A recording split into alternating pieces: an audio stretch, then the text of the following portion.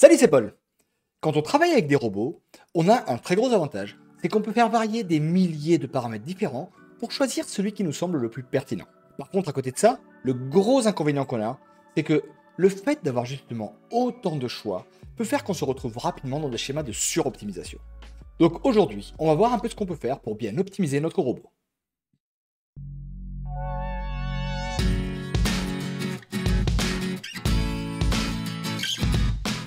Alors ici l'objectif, ça va être de faire une étude de cas sur laquelle tu puisses t'appuyer pour faire ton optimisation de ton côté. Donc pour ça on va faire 2-3 hypothèses. Déjà, la première hypothèse, c'est qu'on va supposer qu'on va vouloir faire du paramétrage sur un robot avec un capital de 3000 euros. Ensuite, au niveau du robot, on va utiliser le robot Candlelight qui est dans le pack découverte qui se trouve en description. Donc si tu ne l'as pas encore ou que tu es nouveau et que tu as envie de te lancer avec les robots de trading, n'hésite pas à faire un tour pour d'une part le récupérer, mais en même temps peut-être apprendre à bien utiliser la plateforme MetaTrader 4. Et ensuite, hypothèse importante, on va considérer que nous sommes le 1er janvier 2021. Ça c'est également important, mais tu verras par la suite comment faire pour bien utiliser cette information.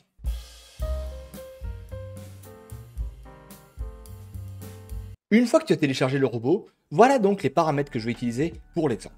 Là, ce sont les paramètres que j'ai envie d'utiliser de mon côté, et clairement, je suis parti sur des plages assez larges. Donc, comme je te disais, au niveau du capital, on est sur 3000 euros, et au niveau de la date d'optimisation, je suis en train de faire une optimisation entre le 1er janvier 2017 et le 1er janvier 2021. Ici, donc, en faisant ça, l'avantage, c'est que j'aurai donc 5760 résultats, avec chacun des avantages et des inconvénients, et donc mon objectif ici, ce sera de voir quel est le paramètre qui peut être pertinent pour travailler notamment sur l'euro USD.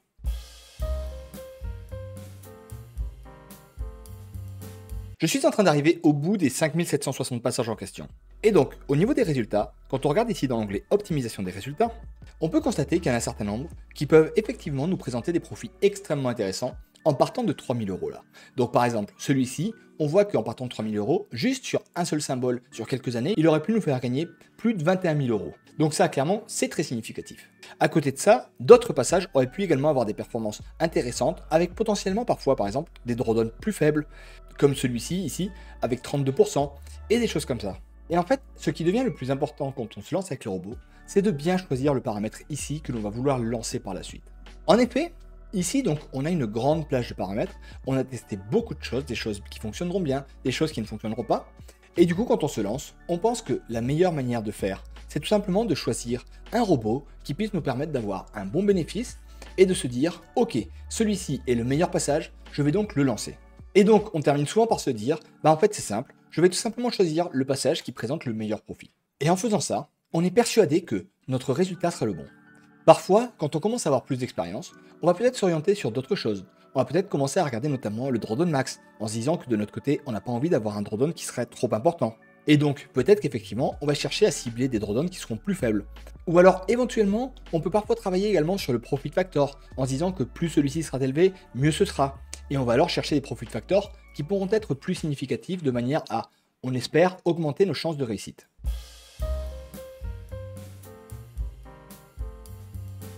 Mais du coup, sur tout ça, ce qui se passe, c'est que quand on se lance comme ça, on a souvent tendance à faire des erreurs. Supposons que tu as envie de lancer le paramètre qui donnait le meilleur profit, tout simplement. Si tu te rappelles, tout à l'heure, je t'ai dit que nous étions en 2021, volontairement. Pourquoi j'ai fait ça?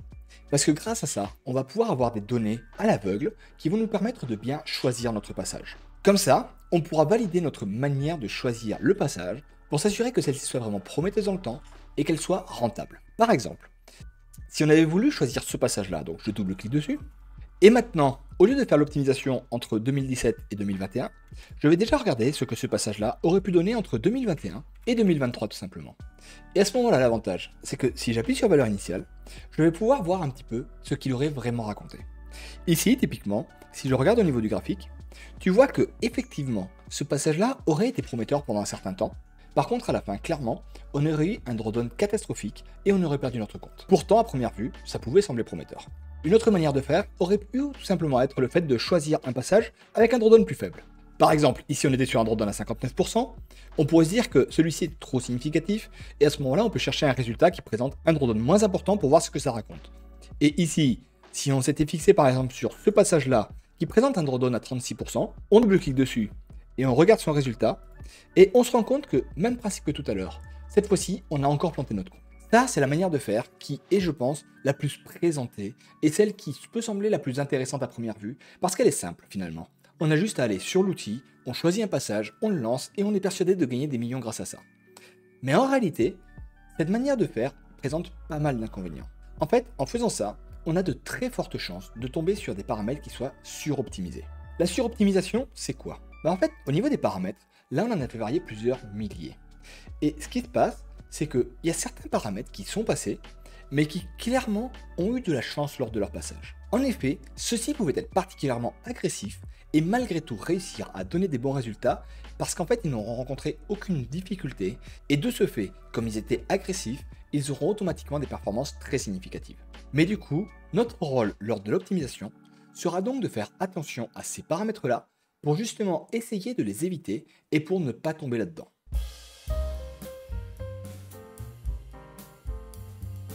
Donc maintenant, comment fait-on pour justement limiter ces paramètres-là et s'assurer que notre choix mette bien toutes les chances de réussite de notre côté? Une manière extrêmement manuelle de faire ça pourrait être finalement de travailler avec Excel. En effet, avec MT4, l'avantage c'est qu'on peut facilement copier tous les résultats pour les exporter vers Excel.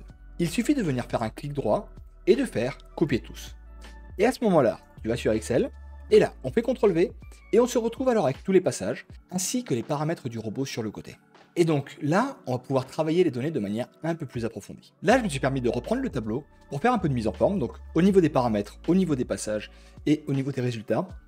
Et j'ai également rajouté ici une petite cellule qui nous donne la moyenne, dans notre cas des drawdowns. Grâce à ça, on va pouvoir par exemple regarder l'impact de chaque paramètre sur notre drawdown moyen. Par exemple, si je viens sélectionner le paramètre suite égale 3 ici uniquement, hop, et que je regarde au niveau du résultat, je constate que ce paramètre-là, techniquement parlant, semble faire monter le drawdown moyen de manière significative. On était à 49, nous voilà à 72.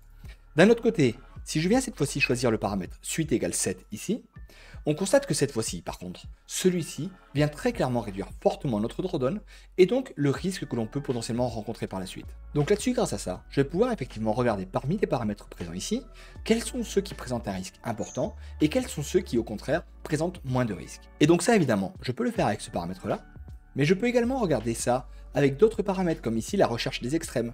Tu vois donc, celle-ci en 0, le drawdown explose, et au contraire, si on se met sur le 300, hop, le drawdown diminue. Donc ça, on voit qu'ici, on est clairement sur des paramètres qui impactent très fortement au niveau de notre drawdown.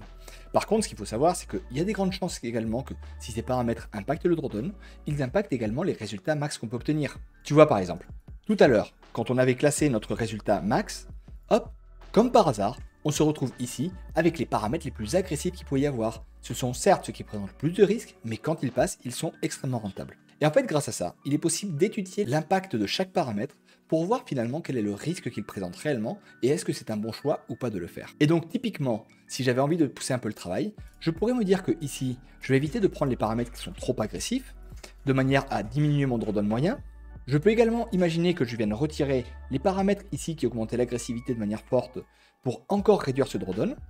Et à partir de là, je pourrais effectivement faire un tri sur les résultats pour chercher tout de suite quels sont les paramètres qui ont un bon potentiel pour moi en limitant ce risque. Et donc là, manuellement, je me rends compte qu'un paramètre qui a du sens, ce serait donc apparemment le paramètre 3939. Donc si celui-ci répondait à mes différents critères, il me suffit à ce moment-là de venir donc sur mon MetaTrader 4 et pour venir le chercher. Donc je vais trier par passage et là automatiquement je vais chercher donc le paramètre 3939 qui est ici donc avec ses 1699 € de bénéfice.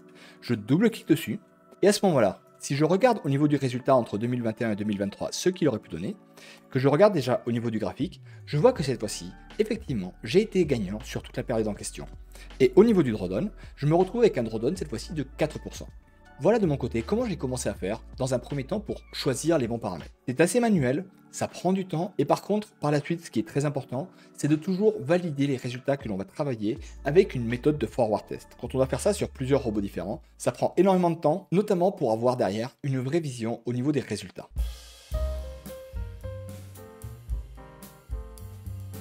Depuis de mon côté, j'ai fini par mettre en place mon propre outil d'analyse qui me permet de pousser les choses bien plus loin. En effet, je me suis permis par exemple de faire qu'au niveau de mon outil, je n'importe pas qu'une seule période, mais je fasse également de l'apport automatique de différentes périodes consécutives, donc sur plusieurs dates consécutives, pour pouvoir notamment analyser la régularité des passages. Savoir si c'est un paramètre qui est croissant tout le temps, savoir si c'est un paramètre qui globalement fonctionne parfois très bien mais qui parfois peut présenter un grand risque et des choses comme ça. Là-dessus, j'ai également rajouté un certain nombre de critères que j'analyse avec d'autres paramètres. Je vais donc pouvoir analyser des drawdowns, des ratios gain-chute ou encore la régularité des passages. Et après, j'ai également la possibilité de mon côté de faire des analyses au niveau des résultats pour tout de suite identifier quels sont les paramètres qui présentent beaucoup de risques par rapport à ceux qui en présentent moins. Et en plus de ça, faire du forward test directement dans la foulée pour avoir une idée des résultats.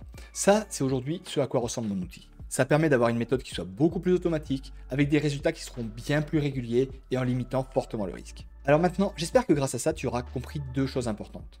La première, pense à toujours faire des tests à l'aveugle, du forward test. En gros, ne démarre jamais sur la date du jour, garde-toi toujours une période à l'aveugle qui te permettra de valider ta méthode d'optimisation pour t'assurer que ce que tu es en train de faire puisse tenir dans le temps. Si quand tu fais ton optimisation, ça ne réussit pas à passer sur les périodes suivantes, à ce moment-là, tu as peut-être quelque chose à voir au niveau de ta méthode d'optimisation et au niveau du choix du paramètre. Ensuite, j'espère que tu auras également compris que c'est tout à fait possible de chercher des paramètres pertinents, mais que potentiellement, il faudra sortir de MetaTrader 4. Excel est un outil excellent pour ça, mais donc n'hésite pas à utiliser d'autres outils externes pour justement te permettre de mieux comprendre les paramètres, voir quels sont ceux qui présentent le plus grand risque, et ainsi faire en sorte de limiter ton risque à la source en ne prenant pas forcément les paramètres les plus performants, mais potentiellement ceux qui feront qu'il y ait des grandes chances que ça passe sans qu'il y ait trop de difficultés. Maintenant, c'est à toi de voir effectivement comment tu veux faire, mais sache que de mon côté, j'ai démarré comme ça, et clairement, à partir du moment où on commence à faire ce travail-là, on transforme nos résultats. Donc maintenant, c'est à toi de jouer. Mais par contre, avant de partir, si tu as aimé cette vidéo, n'hésite pas à mettre un pouce vers le haut et à t'abonner à la chaîne. Allez, maintenant je te laisse et je te dis à la prochaine. Ciao!